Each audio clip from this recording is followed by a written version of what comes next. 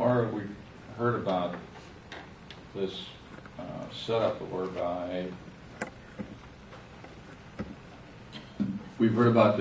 whereby one person is going to be given a permit by lottery. I wonder, and I have to say I am impressed by the work that staff has done, Park Commission, in really setting up a very narrow rule structure for this. But I'm just wondering, it may be one person, but is there a limit on the number of traps? No. There's no limit on the number of traps. Okay, thank you. Other questions for Laura? So we don't have a map here, but the layout of this park, or maybe you do have a lot, what I would preface this question is I think there are times where we should deny the money if trapping would be, in certain situations I could see why I would vote anyway to deny trapping, but explain the layout of that parcel and how close will trails that people will be using be to it. Sure. So this, the grant only covers the Weisenthal acquisition of 25 acres. It would not apply to the rest of McCarthy County Park, nor would it apply to any other county property. McCarthy County Park is located just outside of Cottage Grove. It's about 290 acres total. The main access point to the park is here on the south side, and the parcel in question is here. There is a ditch separating the parcel from the balance of the park. The permit holder would only be allowed to enter the property via County Highway N here. It's a separate entrance. We don't prohibit the public from using that entrance point, but we don't have it marked. There are no trails in this portion of the park. The only trails are in this larger section, which again is separated from a ditch. And because the ditch is so wide and deep, it's really not feasible to think that anyone would cross that ditch. It's just not safe.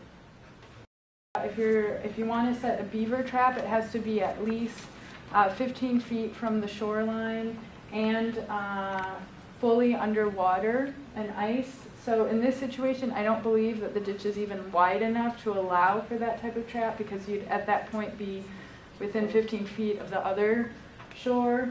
You could set a trap for muskrat, and those have to be at least 3 feet from the shoreline and fully submerged. Okay.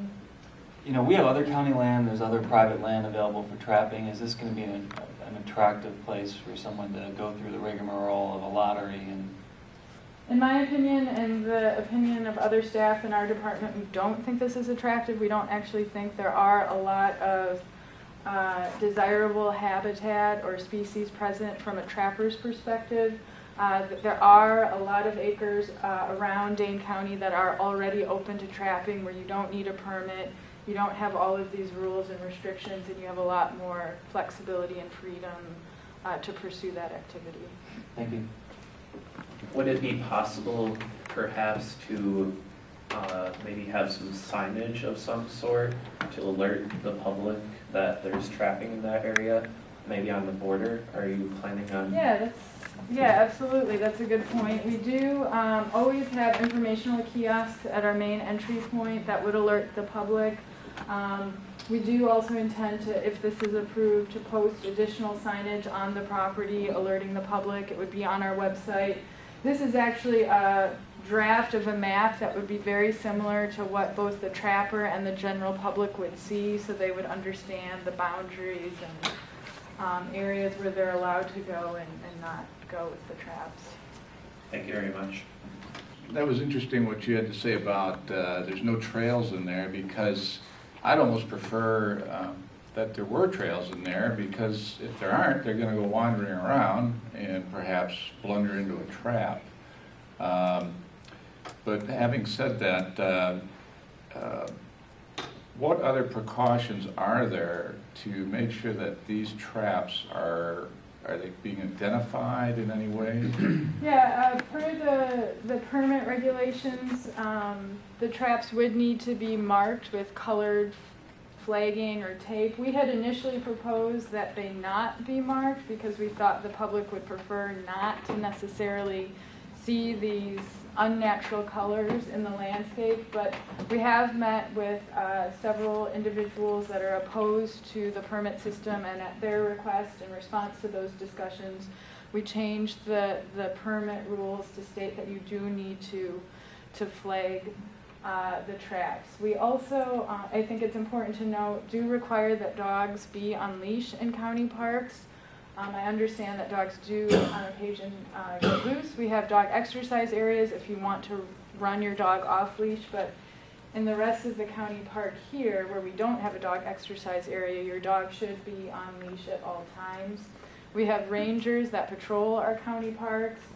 We also work with the state to make sure that the warden is patrolling the area. If anyone's in violation of our rules, their permit will be revoked. And they do need to check their traps daily. And just one other question, who oversees them checking the traps daily? How does that get enforced?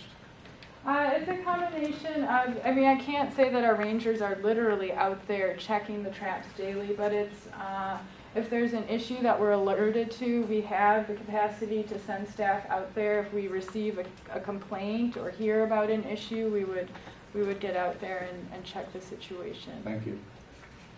Yeah. I'm wondering about the initial acquisition of the land.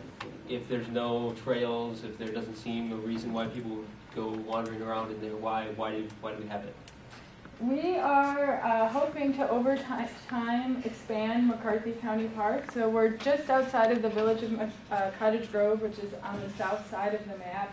We're expecting an increase in the population of that part of the county over the next 20 years. And our goal, if possible, is to acquire land that would get the county park out to Highway N. And we feel that that would create a better overall recreational experience for the public. At the time we purchased this property, the state statute requiring trapping and hunting on these lands had been written, but the administrative code hadn't quite been finalized, and so we couldn't fully anticipate what the application of that code would be on this particular property. And so that's one of the reasons we're dealing with it after the fact. Is it typical for us to buy land and then request reimbursement for stewardship? Mm-hmm. And So- that makes our program a little bit more, it makes our projects or our grant applications score higher because we're showing that we've made our investment in the property. It was mentioned earlier that it was untypical, but I think it is typical. Yeah. How many times have we accepted stewardship money for a park and had to open it to trapping? This would be the first time that a property within a park would be open, not the entire park. And I have trouble understanding this. They're paying for half of the total area, is that right? I mean, the total area costs $320, is that right? Right, they're reimbursing the county for 50% of our purchase of this 25-acre parcel. Okay, not for that larger area. Not the larger parcel. And again, the permit and everything we're discussing tonight only applies to this. Because I was wondering if, you know, once it's like, once you drop red dye in the water, the whole, you know, gallon of water turns kind of red, and would they come back and say, well, you know, you've got stewardship money and you're allowing trapping on that. We actually meant to extend it to the whole parcel. Do you see that as a possibility? No. Okay, thank you. Supervisor Nixon? No, just so I'm clear, this would pertain only to the 25 acres that you have that line going to, correct? Correct. It would not extend to the rest of the existing park? Correct. Okay, I just want to be clear on that. Yeah, going back on kind of my previous question, this is just an initial purchase, if we're looking to purchase more land in the future, how will this 25 acres be as useful as we want it to be as a recreational area if we're not willing to then put trails through it and such because there are traps there? Well, if the trapping permit is approved, it doesn't prevent us from building trails. So we could still build trails, and the permit would require that if traps are still being set in this area, that they be set at least, was it 30 feet off of the trail? 30 yards. Or 30 yards. So it doesn't fully prevent us from doing it. We'd also like to, if we're able to acquire additional lands, and this is a very long-term vision, so just as a point of reference, we've probably been thinking about expanding the park in this direction for the last 15 years or so, and last year was the first opportunity we were able to purchase one of the properties, so it could easily be another 15 years before we buy the rest of the land, so it's if ever. So it's hard to fully speculate what might happen, but our first goal would be habitat restoration, so utilizing the lands to expand habitat, and then over time we would add different recreational amenities, and there are ways to accommodate new uses such as trails while still allowing the trapping to occur. On the other hand, if the rules change, if there's more flexibility with the DNR, we would also look to change the permit rules and perhaps remove trapping from this particular parcel. Who owns the land north and south of that parcel that you theoretically want to 2 or purchase? 3 different private landowners. Thank you, Laura. Yes, but Supervisor Erickson? I have a lot of concerns about this, and I've been talking to a lot of constituents of mine. And if I was going to vote for this, I wanted to add some additional language. So I have essentially, I was thinking of an amendment, but it's actually a sub, and you have copies, that's great. And I'll just read this, but then I also want to add a couple more things to it. Because on the way here, I was talking to another constituent who was asking about the types of traps. So she wanted me to add something else to this. So basically, it's be it further resolved that no more than one trapping permit shall be offered on the property, that the trapping permit shall only be valid on the property and not on the remainder of McCarthy County Park, and that the county will revoke the trapping permit if able to do so without violating any laws or rules of the Knowles-Nelson stewardship program. That's the sub. Now, what I wanted to add, though, was something specifying the types of traps that would be allowed. And so what I'd like to add on here would be to list the land traps, which would be enclosed trigger traps and cage traps, and then the Wisconsin cable restraint. So, how, you want to say after that, you want to say and? Yeah, and the following specific traps, I guess. The Are enclosed allowed or excluded? what I want to say is those would be the types of traps that could be used, so the traps that would be allowed. I think that was what Supervisor was talking about. Don't they? You talking land or water sewer? This is land, so Oh, enclosed. on land, that's part of the rules. Right. Well, I just want to specify that as But to, that's- That's part of the rules, right? because I want it to be clear what type of trap it would be. Yeah. That's already in place. And then, so you would just want to say and that, the only, and then. Land traps allowed, I guess we could say, would be enclosed trigger traps and cage traps, Okay. and the Wisconsin cable restraint. And that's in the rule already. I would just like to mention it because, again, I was talking to a constituent when I was on the way here, and we were speaking exactly about this. Sure you want to drive in? I'm fine. I was outside. Okay, that's, is there a second to that motion? Second. So it's moved by Erickson, second by McDonald, to add language specifying the types of traps that can be used on land. Supervisor O'Loughlin, I think has a question. Thank you, yes. On the amendment, or on the Sub, substitute, Sub and then the. yeah, and it says, and that the county shall revoke the trapping permit if able to do so without violating, who's violating here? Without violating any laws or rules. The county.